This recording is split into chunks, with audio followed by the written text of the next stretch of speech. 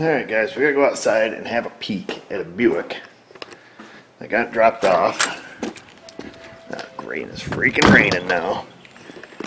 And supposedly this guy put a computer in this car and now he's got nothing. He says nothing. Oh, he left the windows down. Awesome. So let's see what thunder he's talking about. Maybe the windows. I think he'd leave the windows down. He said he put the old computer back in it. So this must be the reman one. The warranty seal has been cut. Oh boy. Well, it looks like he's having some rough times with it. But supposedly he took it some shop. They told me he needed a computer because his sensors were reading wrong. And he got a new one. Oh, he's got nothing. Like nothing. That's why the windows are down, fella. They forget to put the battery or something. But supposedly he drove it, unhooked the computer, put the new one in, nothing. Put the old one back in, nothing. So, but as you can see, there is nothing. No headlights. Oh, this should be interesting. I wonder if it's one of those dual battery terminal deals and he only hooked up one side or something. Or the battery's just completely dead. Battery is under the back seat on this car. Must be computer lives right there. Alright, just make sure. Awesome. Alright, is that where the battery lives on these? Let's see here. Da-da-da-da. Well, that one's, hey, look at that. You forgot to tighten up your battery, fella. I hear stuff making noise now. It's gonna be hilarious if this car got towed in because he didn't tighten up his battery. Sorry for the shaky camera work, folks.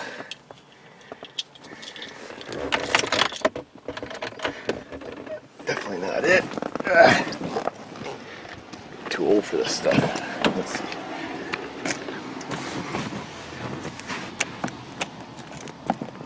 Alright, I guess we better go grab a voltmeter and something to tighten up our battery with.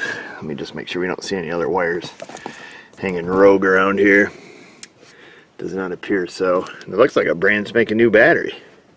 I see the little red cap sitting over there. Alright, well, cool. Looks at that sky. It looks like we better hustle.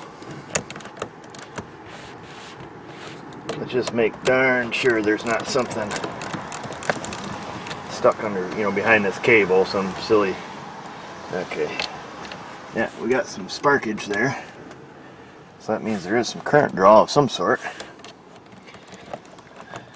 I have the key on, but indeed the dash is not lighting up. Alright, so that's a clue.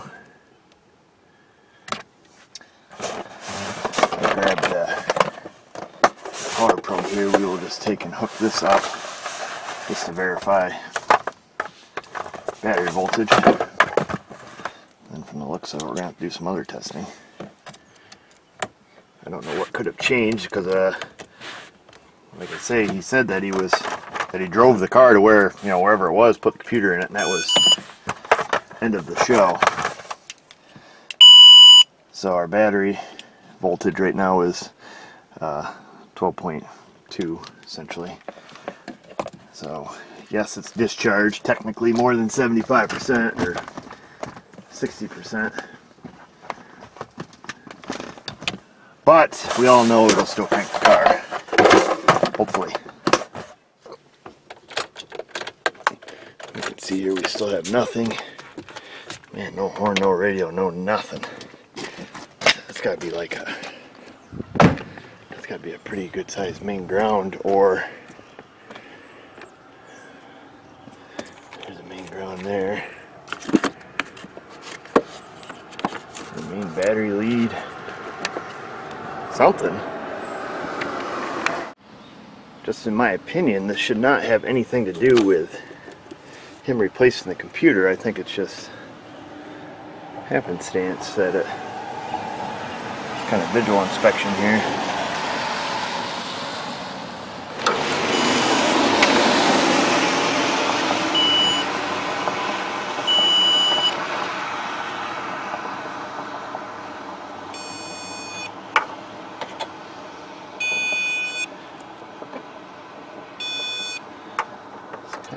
interesting. I don't see anything really out of place as far as, like I say, as far as grounds and stuff. I would think if we had voltage drop so bad that, you know, we got no headlights, no nothing.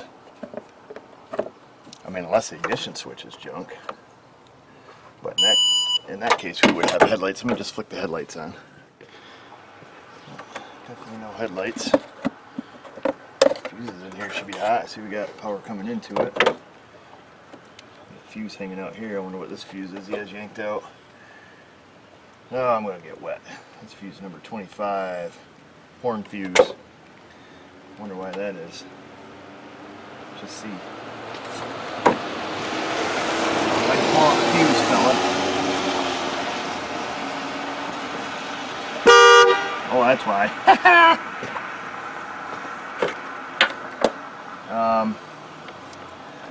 So that's interesting. The horn is freaking appears to be stuck on.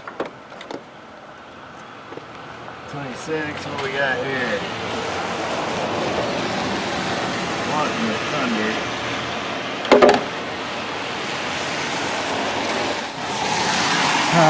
Wait. So let me just show you guys. So here is the horn fuse. Okay, so that's interesting. What I do notice is in the box here, I don't know if these fuses are in the correct position. It's kind of odd. They have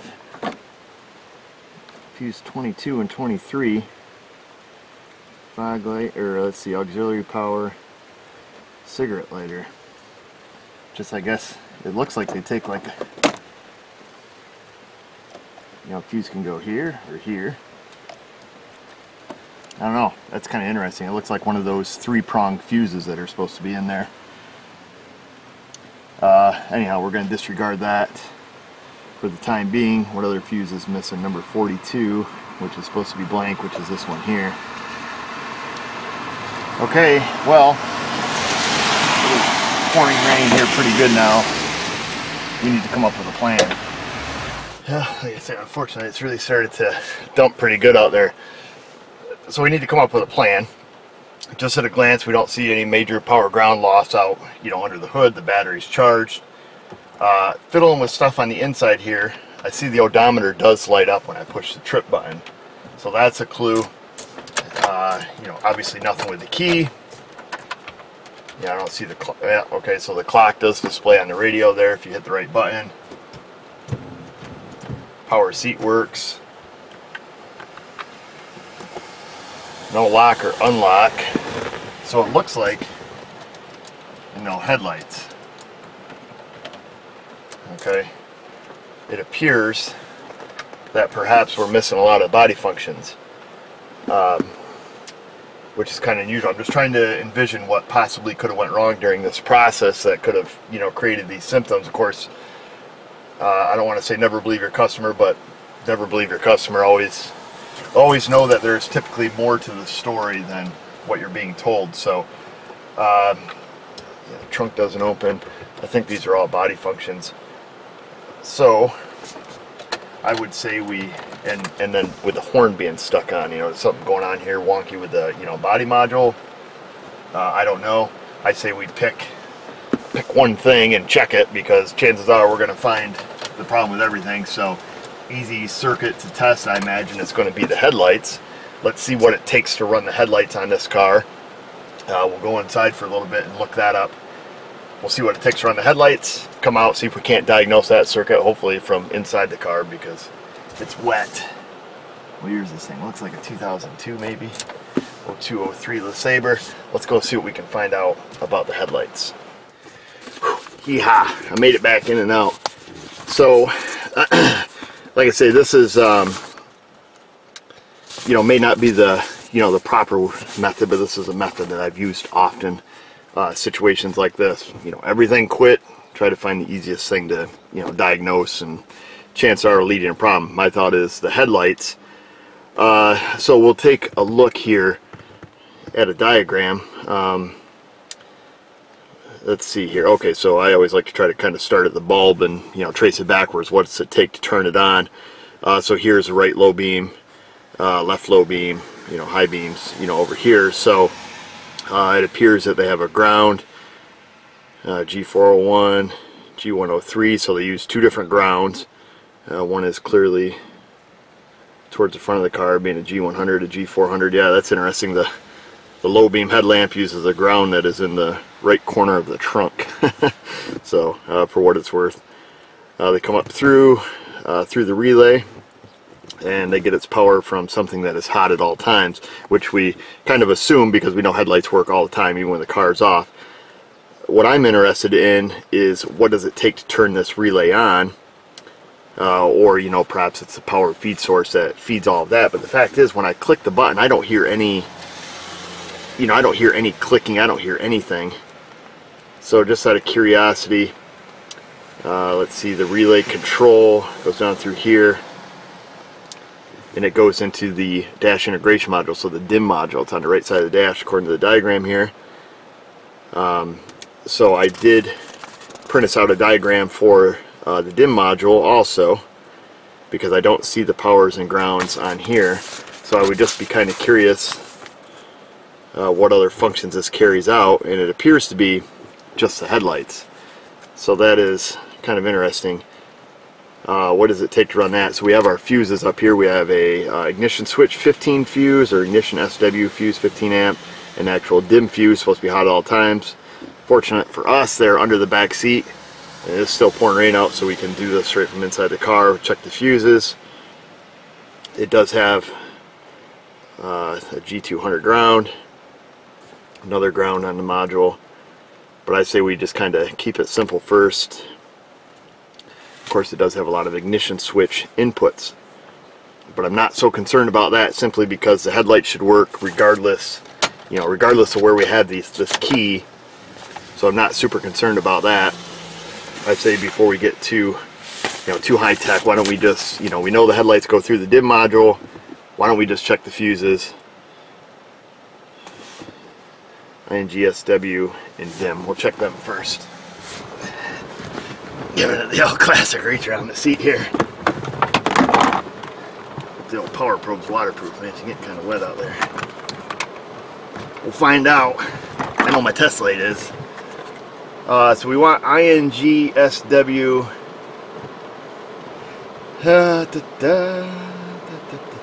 INGSW right there, number 29. And then we want DIM, and that's 38. So 29 and 38. Make sure this is the direction that it goes. And these should be hot at all times. So number 29 is over here. Right, 29. Yep, this is 15 amp right here. Make sure I got my buzzer on. Ha! There's your problem, lady. Your friggin' fuse is blowing, man. What's number 29? Ignition switch, 15 amp. And DIM is number 38. Let's just check that one for poop and laughter. 38. Man, where are you? 38's down here. Well, looky. Let me bring my pliers. Lift my pliers right out here from being under the hood. Which one was it? This little fella? Doesn't look like I'm the first person to put the squeeze on that thing. That's blowing pretty hard too. I think these are spares. Just see if it snaps. No, it doesn't snap.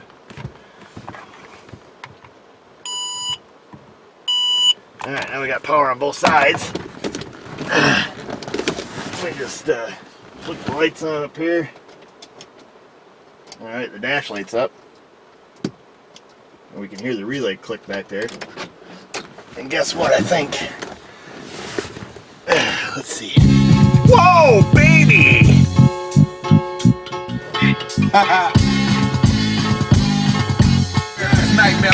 Whoa! Easy, fella. This guy's gangsta.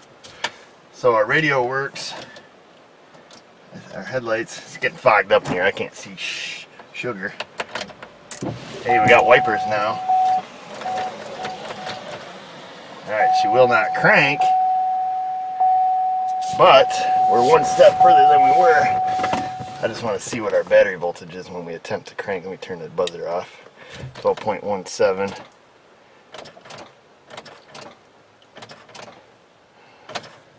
Alright, so that's interesting. Hey, we're this much closer than we were. See if we got any funny lights on. Oh, the service engine soon. Looks like everything else.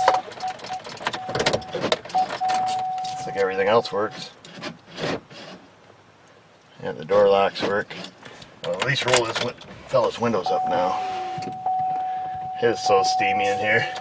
Reminds me of my college days, but I never went to college. Alright, so now it appears that we just have to diagnose a no crank. Maybe that's simple as a fuse too. I don't know how on earth that blew the fuse, but it's what it is. So let's see why this car does not crank. We probably ought to make sure that the computer is plugged in. I think it was. It appeared to have been. Like, see, there's his new one. I'll just I'll shimmy out there real quick and make sure the computer is plugged in. Oh, hey, look at that! You just gotta flick the key.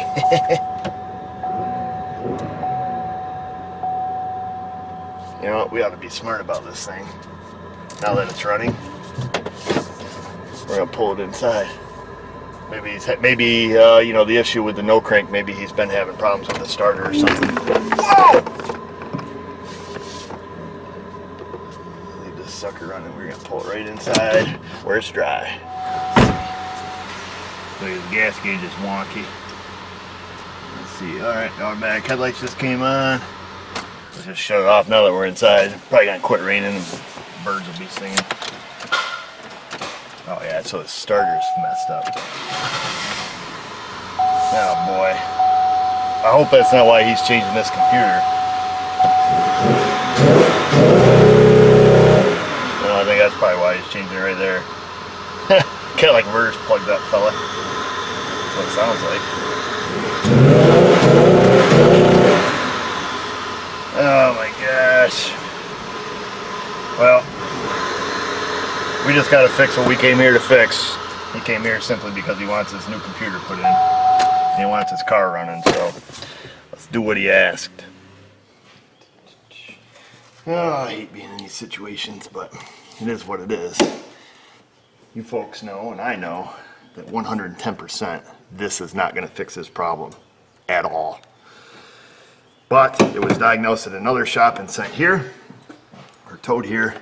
And this is the diagnosis that was made, that it needs a new computer because of bad sensors, or whatever they called it. That's just what they told me. Grab the right size nut driver.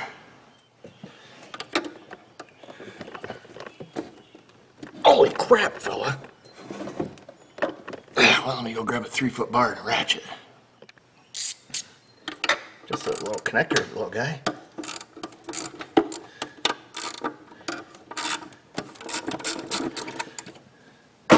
Maybe I'm just being a Sally. Unfortunately, they already installed this computer once, so now it cannot be sent back. Probably, you know, once they took it out of the package, it shows over for them. So we'll do what we are hired to do. We'll install their computer. I have no idea if it's programmed or not. If it's not, we'll have to program it here, and then we should be good to go. Heck, for all I know, this thing can have a bad mass airflow sensor. But what do I know? What the heck is going on inside of here?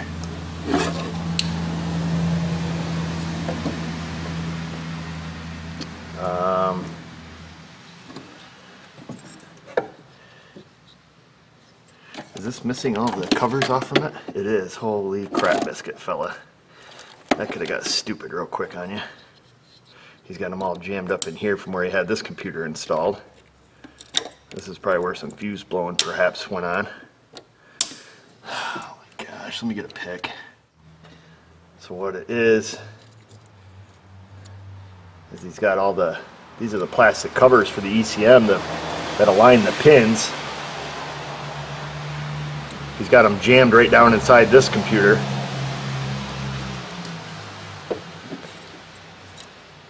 They do not even appear to be correct.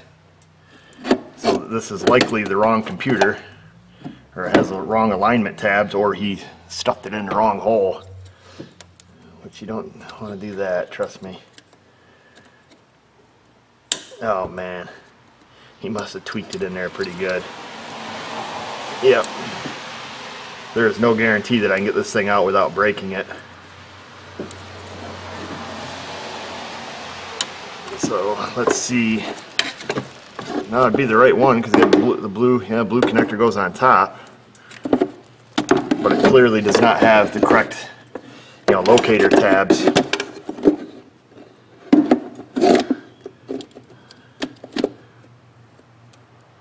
Oh man, he's got it stuck in there pretty good. He must have really just cranked it right down with a screw. Because here's the locator tab down here, and you can see it's all wedged up. He's got this whole plastic piece wedged right in there.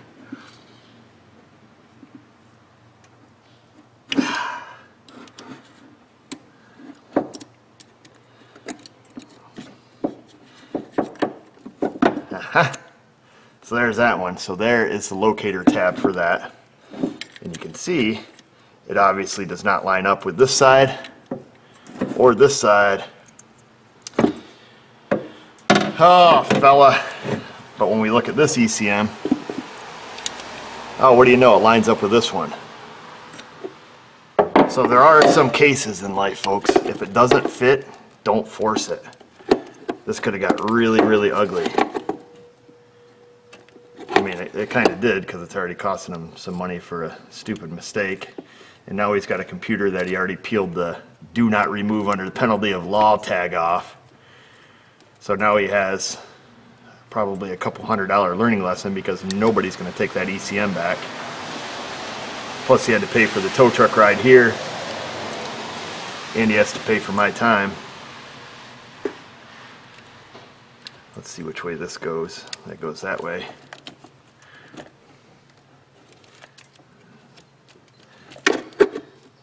But it really doesn't want to snap on anymore. Let me just make sure I have it on the correct side. I do. Oh my gosh, child. Yeah, if it doesn't fit, don't force it, fellas. So this is likely why it blew the fuse. Something, the ignition circuit in this computer is a little different or something, or when he had these things ripped out, he touched some pins together. I don't even know if that ignition 3 or ignition SW fuse, if that even feeds up here. I have no idea. It's not really worth looking up, I guess, but yeah, don't force it, baby. So now this one should go. Oh, look at that. Slips in just like butter. That one lines up. Okay, fantastic. So now we'll get this back out. Boy, did a heck of a number on it.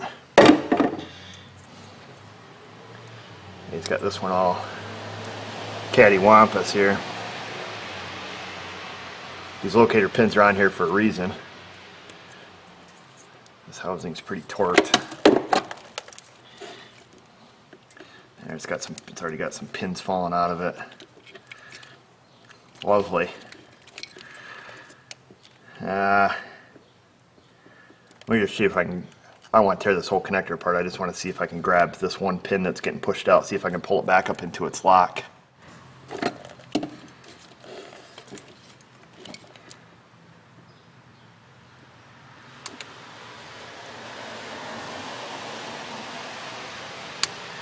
Nope. I don't want to damage it.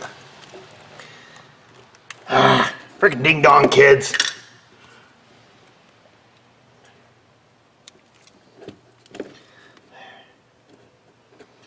Alright, she's sticking through now.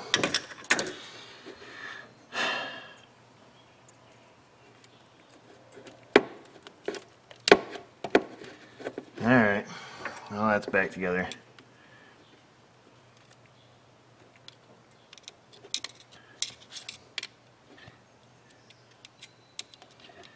Well, that's what it is. Kind of feel bad for him because he's going to be out a bunch of money. Like I showed in the beginning of it, you see the security tab on that? There ain't nobody going to be taking this computer back. Highly, highly unlikely. But, so let's have a look at the difference between our locator tabs. So when we look at the ECMs, bottom one's our good one. See the locator tab right here, but on this computer it's right here. That's wrong, and that's what got him in trouble because he forced it in. Lesson learned, hopefully. Now, let's stick our old computer back in here. Get our connectors lined back up. Yeah, that could have got real bad in a couple ways. I know I've already sound like a broken record here, but you know, besides shorting the pins out, man, if he started pushing all those pins out, boy, we'd be looking at wiring diagrams and figuring out who's who. And or when he put it in this computer, you know, you could have had some, you know, some wicked alignment issues and bent all the pins over, and that could have got, you know, stupid really quick.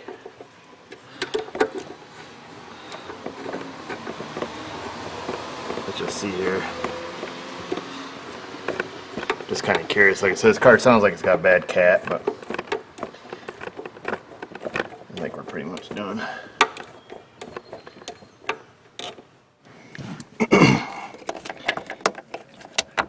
We'll hook our battery back up now. Put the vent tube on the correct side of the battery this time. We also got to go get him a 15 amp mini fuse to put back in this fuse box there. Right, that one's tight. I'm positive that one is tight. Get it? Little car humor for you folks. I know.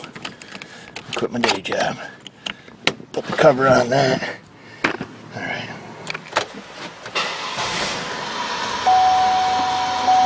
Alright, looks like we're up and running again.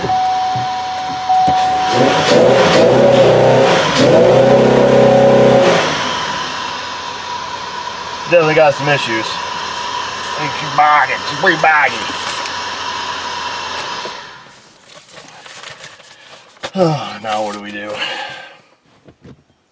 And yes, I'm replacing the fuse that we took out of his spare.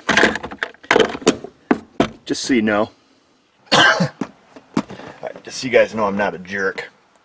I am going to give him my thoughts on this, because we're still well within our time limit of what we get paid to diagnose. I'm going to go through here and pick out some data pins. There are no codes stored in any of the modules. I just did a system scan on it just to be sure. What I want to look at to kind of verify that, you know, potentially, you know, this is a restricted exhaust, you know, the old banana in the tailpipe routine. I want to look at engine speed and oxygen sensors. We also want to look at mass airflow. But our key player here is going to be the O2 sensors, because when we punch it full throttle, if our exhaust is restricted and we have, you know, ample fuel, a good mass airflow sensors, our oxygen sensors will be stuck rich. Oh gosh, excuse me. So we're going to go to graphical. Alright, there's oxygen sensor number 1. Let me take and fire this thing up. Run here for a little bit. So we're going to be looking at essentially just the oxygen sensor for the time being. Actually, we can pull her up in the big screen, I call it. So we'll let it get in the closed loop here. I'll just hold it up on a little higher RPM.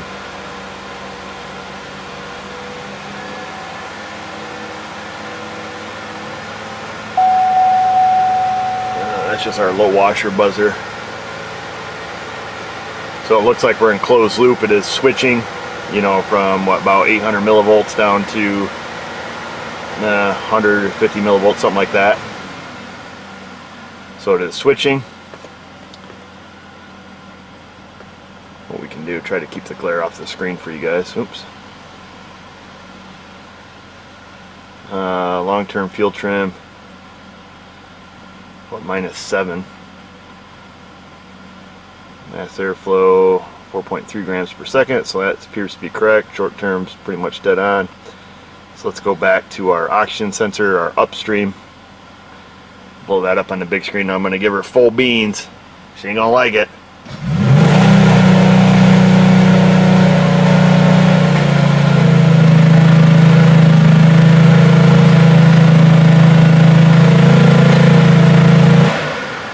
That's probably enough. You can see the O2 sensor stayed rich.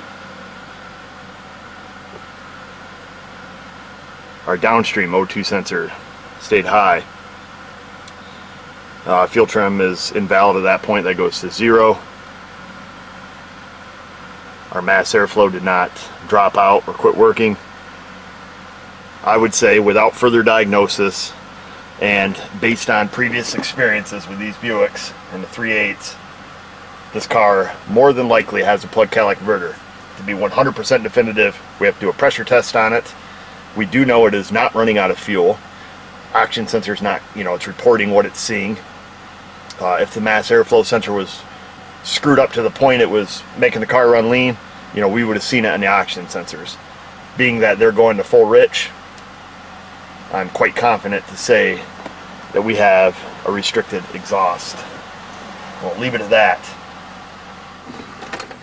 I think it's going to do it for this one, folks. Like I say, I was initially hired just to get the car running, and that was it. I was not, they did not ask me to diagnose it because they've already had it at the shop, and they made the call on the ECM stating that was, messing up his sensors. I mean, that's all I was told. So I do have some direction. I can, on Monday I'll call the customer, let them know that, the situation with the ECM and what happened there, and the fact that, it does start and run. However, you're back to your original problem. If they're confident in their shop that diagnosed it, then they'll go ahead and they'll get another computer for it and, do Swaptronics again. I'll give them my assessment on it, what I think it is, see if they want to pay me to go further and diagnose it, the proper way. Otherwise, that's it. I can't make them do anything. That's not a regular customer. So we'll leave it at that. I did what I was asked to do, and we're going to move on. What you can do is move on down to the bottom of the screen and click that subscribe button. Let me know what you think in the comment box. Ring the bell to get the notifications on your devices. And just remember, viewers, if I can do it, you can do it.